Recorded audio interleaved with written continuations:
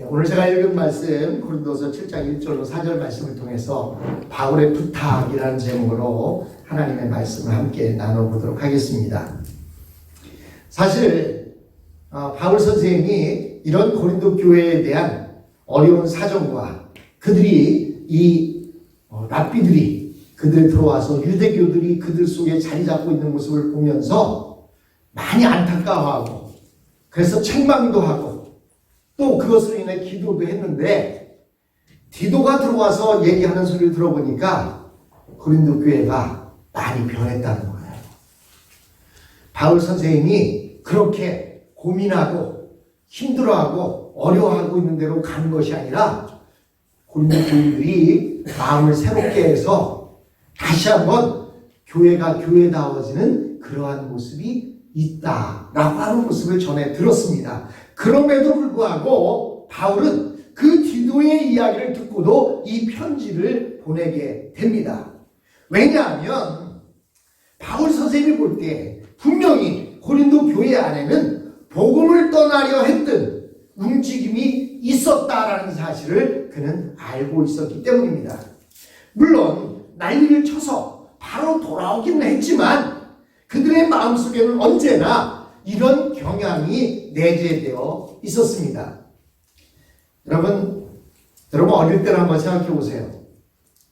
특히 우리 여성 성도들이 어릴 때 어머니가 매일 학교를 갈 때만 되면 이야기합니다. 너 길 조심하고 남자 조심하고 어두워지기 전에 해 떨어지기 전에 들어와라. 그렇게 매일 달려도 어느 때는 해가 떨어져도 그때 당시에는 무슨 스마트폰이 있었습니까? 아니면 무슨 전화기가 있었습니까? 그냥 엄마는 걱정을 하다가 보니까 뒤늦게 들어옵니다. 그래서 엄마가 책망을 해요.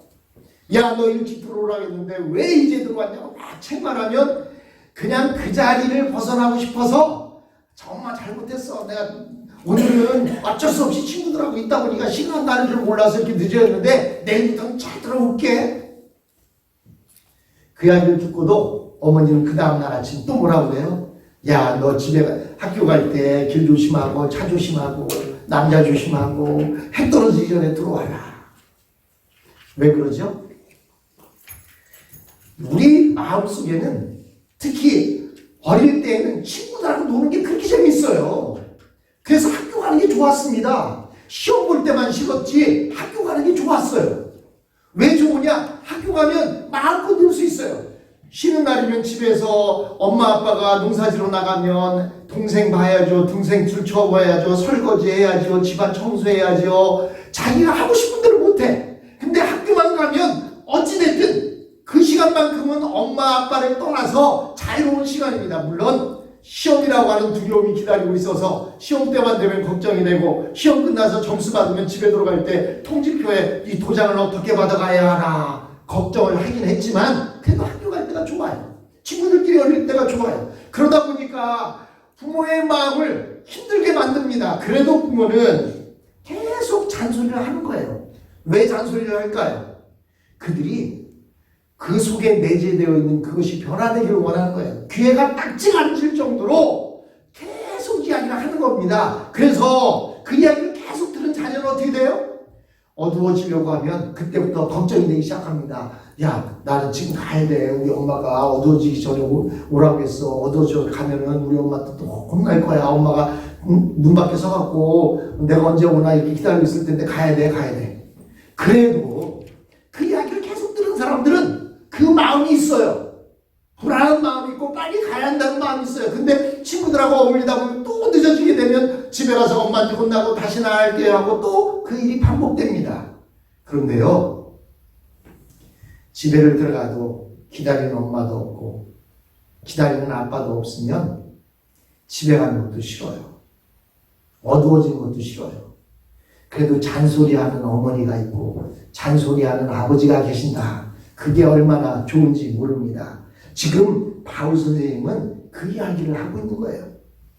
고린도 교인들에게 귀에 딱지가 앉을 정도로 얘기하는 거예요. 무슨 얘기를 하느냐? 7장 1절에 말씀을 합니다. 뭐라고 얘기하냐면 그런즉 사랑하는 자들아 여기서 사랑하는 자들이 누구예요? 고린도 교인들입니다. 지금 이 편지를 갖고 있는 고린도 교회에게 그런즉 사랑하는 자들아, 이 약속을 가진 우리가 하나님을 두려워하는 가운데서 거룩함을 온전히 이루어 육과 영의 온갖 더러운 것에서 자신을 깨끗하게 하자라고 7장 1절에 말하고 있습니다. 그러면 여기서 이 약속이라는 말이 나와요.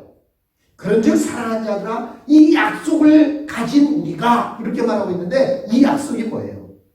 이 약속은 우리가 지난 시간 살펴보았던 고린도후서 6장 마지막 부분에 있는 우리는 하나님의 거룩한 성전이다 라고 하는 말씀이에요. 즉 이 약속이라는 것은 이방인인 고린도 교인들을 하나님의 성전으로 삼겠다, 너희가 하나님의 성전이다 라고 하는 그 약속을 이야기하는 거예요.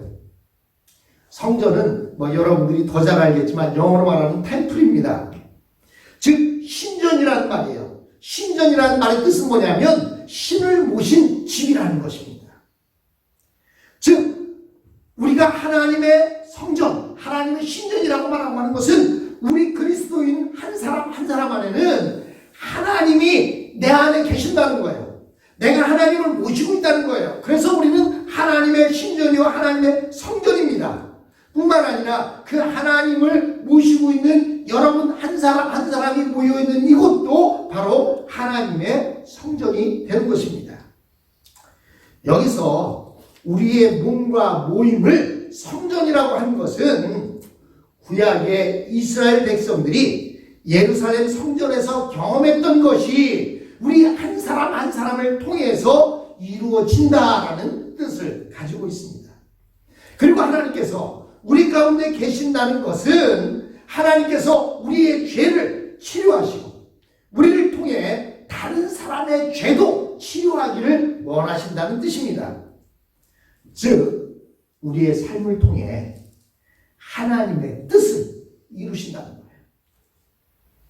만약 우리가 우리의 몸을 더럽힌다면 하나님께서는 그 성전을 깨뜨리실 것입니다.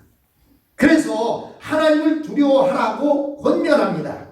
만약 사람의 눈만 피할 수 있다면 우리는 무슨 짓이든 하려고 합니다. 그래서 밝을 때에는 아무 짓도 못하는 사람이 어둠캄캄하면요 이상한 웅큼한 생각도 하고 웅큼한 짓도 합니다. 왜냐하면 사람의 눈에만 피하면 될 것 같아 보여요. 여러분 닭을요 잡으려고 뒷주사하다 보면 닭이 막 도망가다가요 더 이상 도망갈 데가 없으면 어떻게 하는 줄 아십니까? 머리를 땅에다 팍 쳐박습니다. 왜 쳐박는 줄 아세요? 머리를 얼굴에 쳐박으면 눈이 흙에 가릴 거 아닙니까? 그럼 눈에 뭐가 보여야 안 보여요? 아무것도 안 보이죠. 자기 눈에만 안 보이면 다른 것은 아무것도 안 보인다고 생각을 합니다. 그것이 우리의 사람의 모습입니다. 우리 사람이 이런 닭이나 조류와 다를 것이 별로 없습니다. 그러나 하나님은 우리의 가장 은밀한 부분까지 다 알고 계십니다. 사도행전에 보면 아나니아와 삽비라는 사람이 모습이 나옵니다. 이들은 사람의 눈으로 봤을 때에는 아주 훌륭한 사람이었습니다. 그들은 자신의 전 재산을 팔아서 사도 앞에 내놓았습니다. 그러나 그들은 사람의 인정을 받고자 하는 욕심 때문에 자신의 재산의 절반을 드리면서 그것이 전부를 드리는 것이라고 속였습니다. 사람들 앞에서 순간적으로 그런 거짓말을 한 것이 아니라 집에서부터 두 부부가 서로 의논해서 절반을 떼놓고 와서는 입을 맞추고 이것이 전부라고 이야기했던 것입니다. 하나님께서는 그 자리에서 그들을 죽게 하셨습니다. 여러분 사람의 칭찬은 아무것도 아닌 것 같아요. 그런데요 어떤 책에 이런 책이 있습니다. 칭찬은 코끼리도 춤추게 한다. 칭찬은요 코끼리도 춤추게 한대요. 심지어는요 집에서 키우는 반려동물들도 머리 쓰다듬으면서 아 착하다 그러면 얼마나 좋아하는지 몰라요. 머리 쓰다듬어 주고 목덜미를 쓰다주면 자기를 엄청나게 사랑하는 줄 알고 와고 비비고 꼬리를 흔들고 그냥 핥고 빨고 그럽니다. 그러나 그 사람의 칭찬은 아무것도 아닙니다. 하나님께서는 우리의 중심을 보십니다. 우리로 하여금 하나님을 두려워하게 하는 것이 있는데 그것이 뭐냐면 바로 그리스도의 십자가입니다. 하나님께서는 자신의 사랑하는 하나밖에 없는 아들마저도 십자가에 못 박을 만큼 의로운 분이셨습니다. 그러므로 우리는 항상 하나님 앞에서 정결케 하는 제사를 드려야 하는 것입니다. 사실 우리가 하나님의 성전 노릇을 한다는 것 그 자체가 문제입니다. 그렇지 않습니까? 하나님은 거룩하신 분인데 거룩하신 분이 내 안에 자정하고 있으려면 나도 거룩해야 됩니다. 그래서 내가 거룩하니 너희도 거룩할지니라 말씀하고 있습니다. 그런데 우리는 어떻습니까? 우리 안에는 계속해서 끊임없이 우리의 죄성이 솟아오르고 있습니다. 그냥 끝없는 욕망이 우리 속에서 끌어오르고 있습니다. 그런데 우리가 어떻게 해?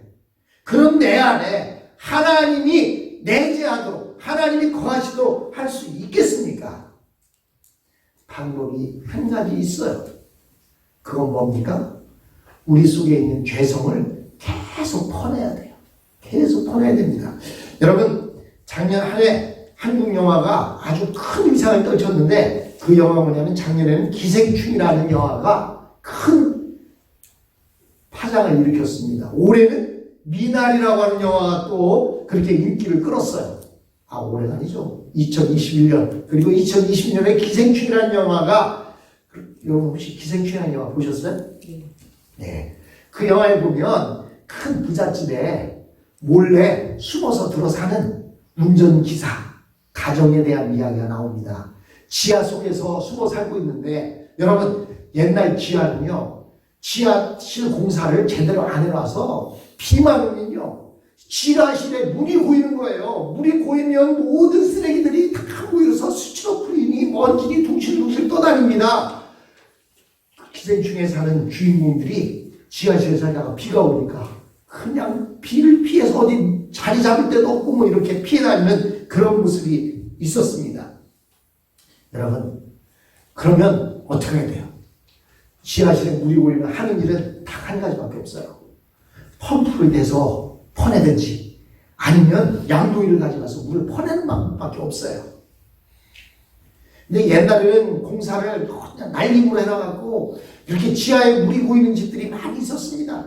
물이 고이면 방법 한 가지밖에 없어요. 퍼내는 방법밖에 없습니다. 마찬가지입니다. 우리 안에 죄성이 날마다 끓어오릅니다. 내 안에 죄성으로 가득 찹니다. 그때마다 우리가 해야 할 일은 무엇입니까? 퍼내는 것밖에 없어요. 우리의 죄를 자꾸 끄집어내고 퍼내야 됩니다. 이 지긋한 일을 죽을 때까지 우리는 계속 해야 합니다. 왜냐하면 우리 속에는 항상 죄가 있기 때문에. 여러분, 90이 다 된 한국의 가장 유명한 목사님 한경진 목사님이라 여러분 기억하시는지 모르겠어요. 그분이 연세가 90이 됐는데 봉고차를 타고 가시다가 옆에 이렇게 젊은 목사님하고 같이 가다가 그분이 뭔가를 이렇게 첫장목으로 쫙 보더래요. 그래서 이 젊은 목사가 쳐다보니까 어떤 이쁜 여자가 길가를 걸어가고 있으니까 그 90대 다 된 목사님이 그 젊은 여자를 이렇게 쳐다보고 있더래요. 그러더니 그 목사님이 하시는 말씀이, 아유, 아직도 나는 내가 이래. 내가 90이 다 됐는데도 젊은 여자만 보면 눈이 돌아가니 이거 어떡하면 좋겠어. 그렇습니다. 90이 아니라 100세가 되더라도 우리 속에는 항상 죄성이 잘 잡고 있어요. 그래서 그 죄성을 항상 퍼내야 됩니다. 저는요, 아침마다 꼭 하는 일이 있어요.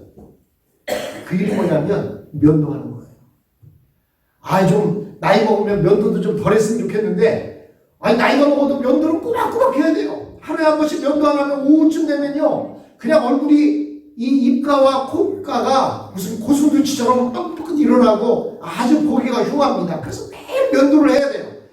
면도 안 하는 여자들이 얼마나 편할까. 그런 생각을 해보게 됩니다.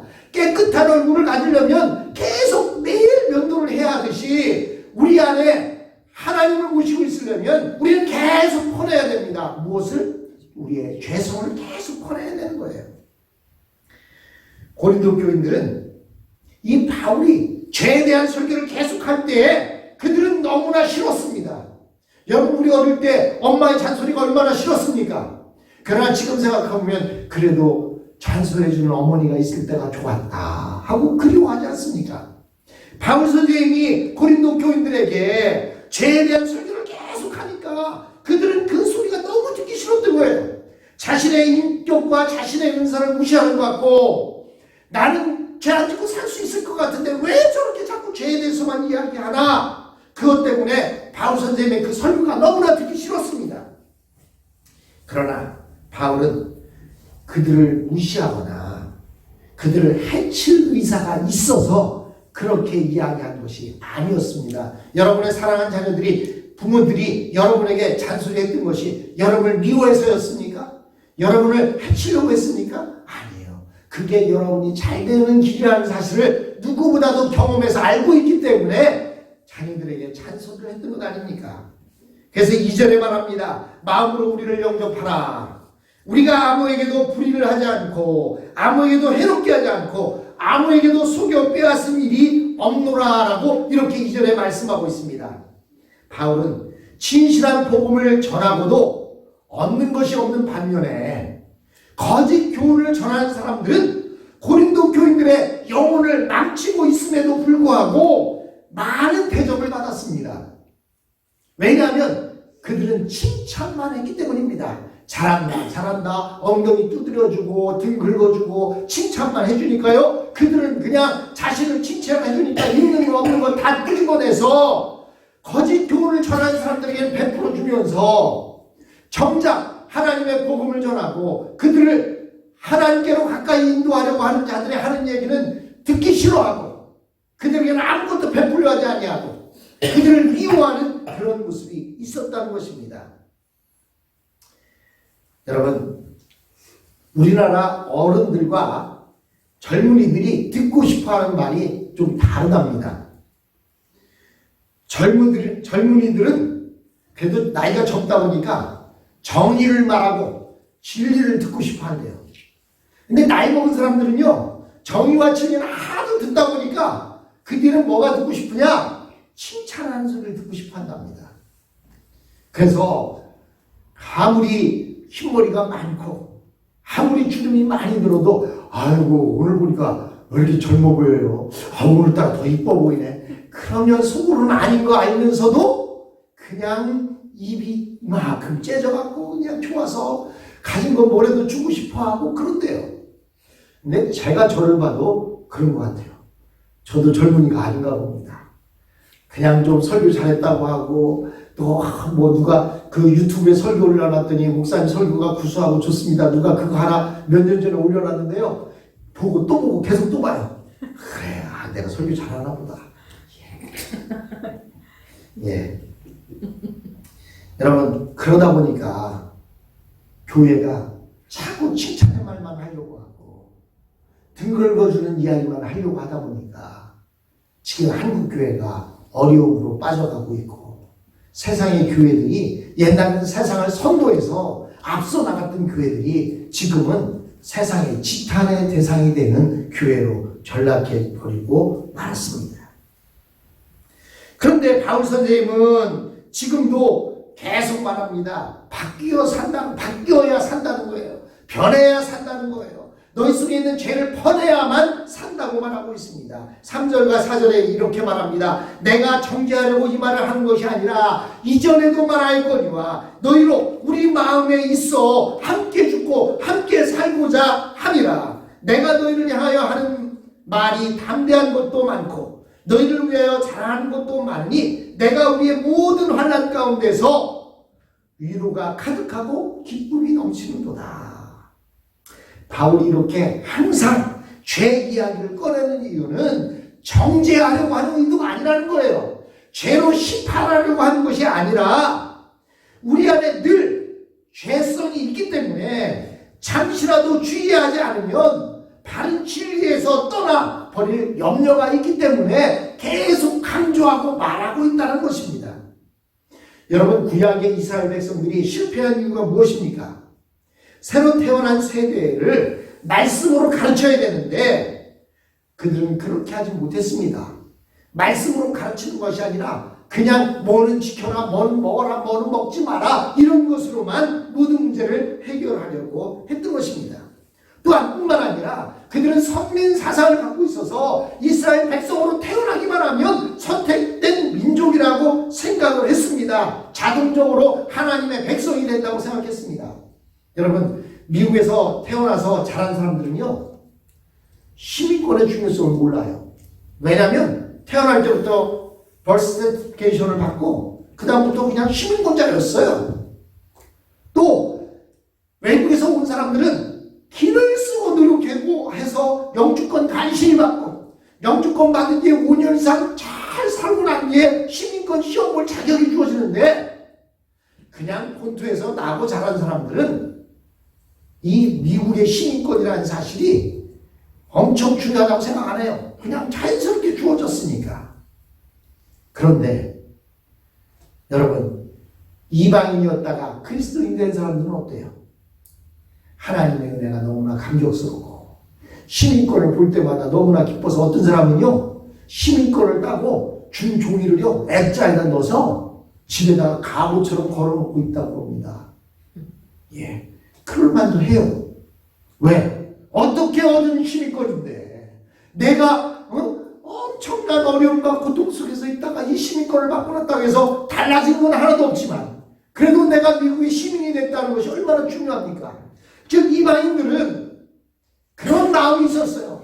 내가 예수님을 믿고 이제 하나님의 백성이 되었다. 근데 이스라엘 백성들은요, 그런 마음이 없었어요. 그냥 이스라엘 백성으로 태어나기만 하면 선택된 민족이 된다라고 이렇게 생각을 하고 있었기 때문입니다. 그러나 하나님은 어디에 이스라엘에서 태어났다고 해서 자동적으로 하나님의 백성이 된다라고 말하는 것은 한 군데도 없습니다. 그런데 이스라엘의 제사장들이나 랍비들은 그냥 자동적으로 하나님의 백성이 된 것처럼 그렇게 가르쳐 왔던 것입니다. 여러분, 마찬가지로 교회에 출석하거나 직분을 받았다고 해서 자동적으로 하나님의 백성이 되는 것은 아닙니다. 그러므로 교회에서는 십자가와 복음을 전해서 항상 새롭게 거듭나게 해야 하는데 그렇게 하지 않으면 교회는 빈 껍질만 남기 때문입니다. 여러분, 우리가 왜 날마다 밖에 나왔다 집에 들어가면 손을 씻고 잠자리에 들기 전에 샤워를 합니까? 나도 모르는 사이에 내 몸에 때가 끼고 먼지가 묻기 때문입니다. 마찬가지입니다. 나도 모르는 사이에 사단마귀는 저 곡식 속에 가라지를 뿌려놓았기 때문에 그것들이 내 속에서 뿌리 나서 자랍니다. 그런데요, 그 가라지들은 일반 곡식보다 더 잘 자라고 더 억세고 더 힘있게 자랍니다. 곡식들은 물 제대로 안 주고 거름 제대로 안 주면 삐들삐들 말라 비틀어지는데요, 여러분, 가라지들, 잡초들은 어떻습니까? 비 안 와도 거름 안 줘도 물 안 줘도요 얼마나 잘 자라는지 몰라요. 그렇기 때문에 우리는 항상 깨어 경성해야 하고 스스로를 적복종시켜야 합니다. 그래야만 우리는 죄로부터 자유로워질 수가 있습니다. 여러분, 오늘 우리는 교회에 무엇을 자랑으로 삼습니까? 우리는 사도 바울처럼 우리 교회 안에서 한 사람 한 사람, 한 영혼이 변화되는 것을 자랑해야 합니다.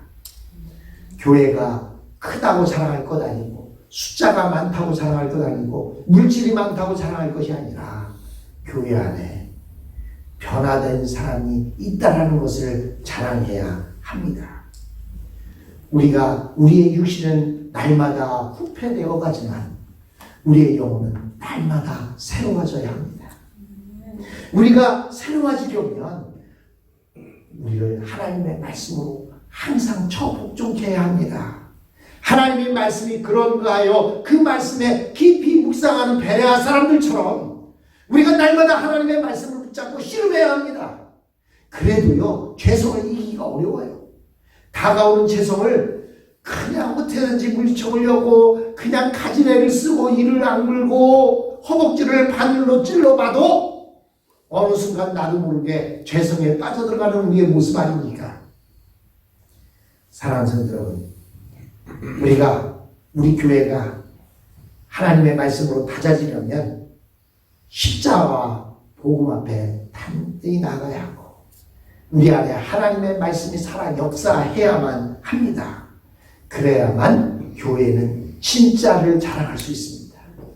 교회의 건물이나 숫자나 물질을 자랑할 것이 아니라 우리 안에 있는 적은 영혼이라 할지라도 무리라 할지라도 한 영혼 하나님, 한 영혼이 하나님의 말씀 앞에서 죄로부터 벗어나겠다고 하는 그 마음가짐을 가지고 새롭게 변화되어 갈 때 그것이 정말로 교회의 자랑거리가 될 줄로 믿습니다. 그래서